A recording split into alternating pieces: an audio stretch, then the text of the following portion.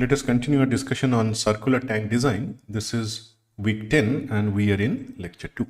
Recall, we have two options for circular tanks. One with flexible joint that we have designed in the previous lecture. In this lecture today, we are going to consider a rigid connection between the walls and the slab. So if we have a tank with rigid base, obviously because of this rigidity at the bottom, the stress distribution changes. Earlier we had only hoop stress, and now for this rigid joint at the base, the side walls cannot expand circumferentially at the base, and therefore a stress is developed there. Now the stress developed at the base is because of the fixity, but the hoop stress, because it cannot move at the bottom, hoop stress is 0. At the same time, liquid pressure near the base is maximum, as you can see here from this triangular diagram. So because of the vertical wall cantilever, which is firmly held at the bottom now because of the rigid joint, we have this moment developed, and against this moment we have to design the structure. Now as we go above, there is a location where we have maximum hoop stress, and in between somewhere at P it is the point of contraflexion. So at this point P there will be 0 stress, but on the either side at the base we have maximum negative moment, while between the top and this point P there will be some point where we have the maximum hoop tension. Now we can have two different options here depending upon the diameter D and the total height H. We can either have a shallow tank with large diameter. In that case, hoop stress is small, wall behaves mainly as a vertical cantilever. If we have a deep tank with small diameter, then cantilever effect is small and hoop action becomes dominant. So accordingly, we have to design the structure.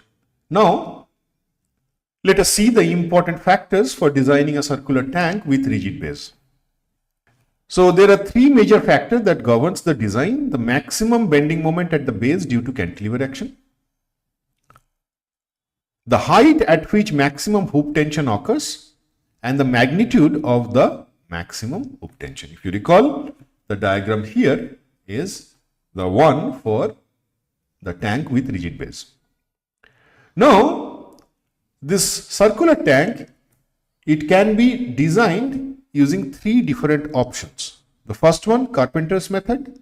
The second one, approximate method. And the third one that we are going to learn is the IS codal provisions. So let us see the first method, that is Carpenter's method. Now, in this method, the maximum bending moment at the base, we can evaluate M max is equal to F times omega times H cube, where F is a coefficient. We'll see how we get this coefficient. But once we find out the coefficient F, we can directly find out the maximum bending moment at the base. Then the location of the hoop tension is at H above the base, which is capital K, which is again a coefficient, times the total height. So our main task is to find out these two coefficients, F and K. And the maximum hoop tension is given by this expression, which is half times 1 minus K times omega times capital H capital D. Now these two coefficients F and K, they depend on H by D and H by T. Recall, we discussed about shallow and deep tanks. There I mentioned that the behavior is controlled by these two factors, and here depending upon h by d ratio and h by t, t is the wall thickness, we get the coefficients f and k. So these are given in this table. So h by t and h by d is changed, and according to that we have the coefficients f and k. So in this method of design, we first need to fix the thickness, height and the diameter, that is the geometry of the tank. And the moment we do that, we get the value of capital F and capital K. And once we find out these two coefficients, we can find out M max and T max. Also, we can find out the location H. So, what are the design steps? The first, we use this empirical formula. Recall, T is equal to 30 times H, capital H, which is in meter, while T's thickness is in millimeter, plus 50. So this is the expression.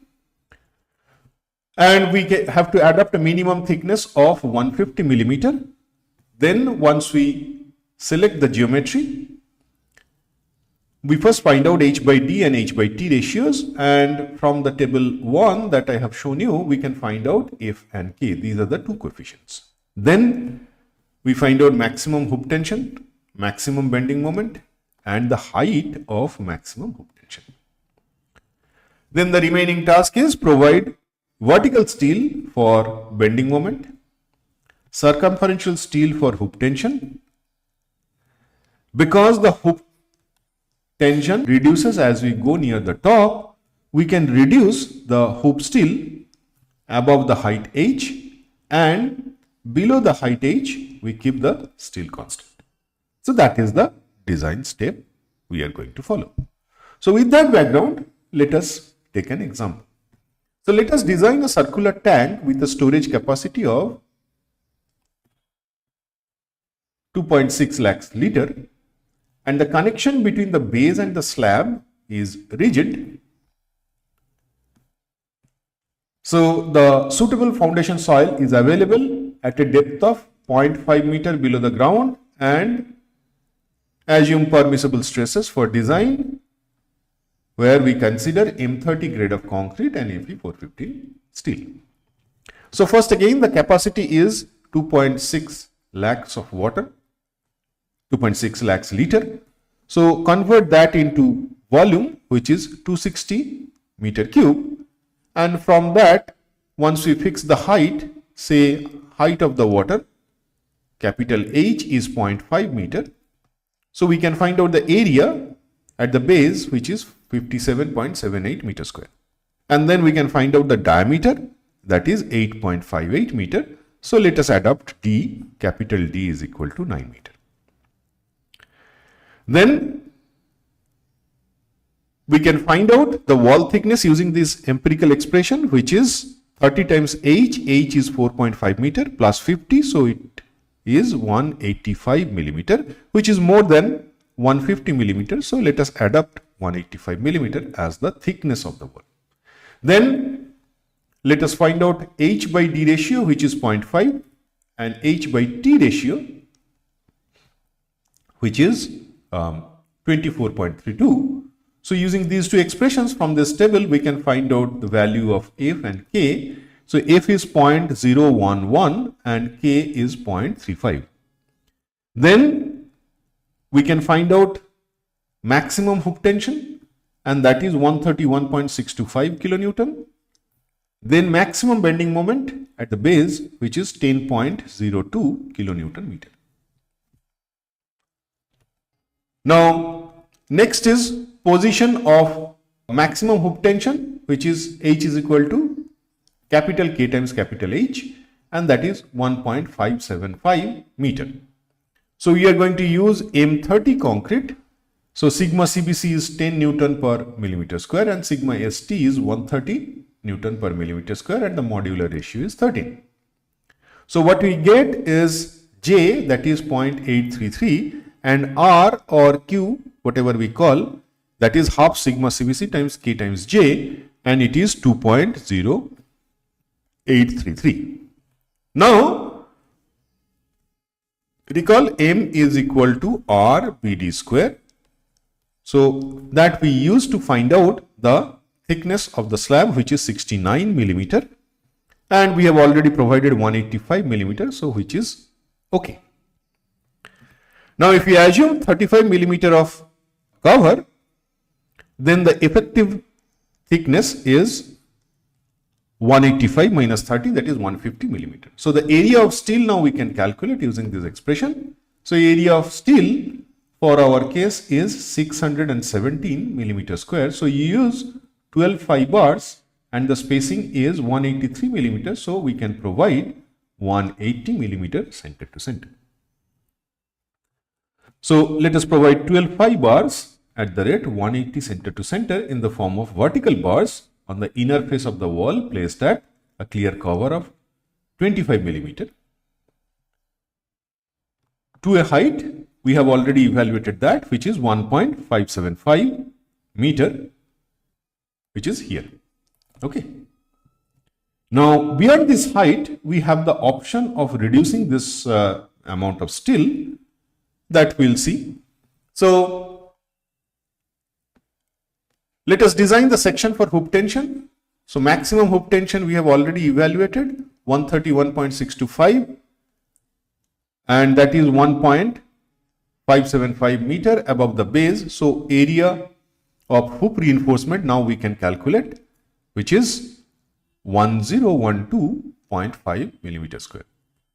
So, hoop reinforcement we provide at both faces. So, area of the hoop reinforcement per face is half of what we evaluate here, and that is 506 millimeter square. So, we can provide 12 fiber and the spacing is 223 millimeter center to center. So, ultimately we provide 12 fiber at the rate 220 center to center on both faces of the wall. And the spacing will be kept constant up to 1.575 meter above the top of the base slab. Beyond that height, the spacing may be increased because in that region hoop tension will reduce, so we can reduce the amount of steel. So, next is check for tensile steel under composite actions. For that, we first find out the composite section using modular ratio and then sigma CT, which is 0.67 Newton per millimeter square, and it is less than 1.5 Newton per millimeter square, and hence it is okay. It is safe. Then we are going to have some distribution steel. That requirement we have to check, and it is between 0.3 to 0.2. If the section is 185, then accordingly we adjust here. So 185 minus 100 by 350, just to reduce the minimum percentage of steel linearly between 0.3 to 0.2. So ultimately what we get? 0.276%. So area of steel is 510 millimeter square. So on each face we have to provide 255 millimeter square. So we use 8 fibers and the spacing is 196 millimeters. So we can provide 190 millimeters center to center. So we provide 8 fibers, vertical distribution bars at the rate of 190 center to center. Okay. And on the inner face, the vertical reinforcement provided for cantilever action will serve the function of distribution bars as well as no additional reinforcement will be provided. So now the curtailment of hoop reinforcement at 2.25 meter below the top, the hoop tension we can find out it is 101.25. For that, AS is 779 millimeter square. So on each face we can provide 389 millimeter square. So let us provide 12 fibers at the rate 290 millimeter as per our estimation. So let us provide 280 millimeter center to center. And at 1.125 meter below the top, the hoop tension is reduced, that is 50.625 kilonewton. Accordingly, we find out the requirement, that is 390 millimeter square, and the minimum reinforcement is 0.3 times of this, which is 555.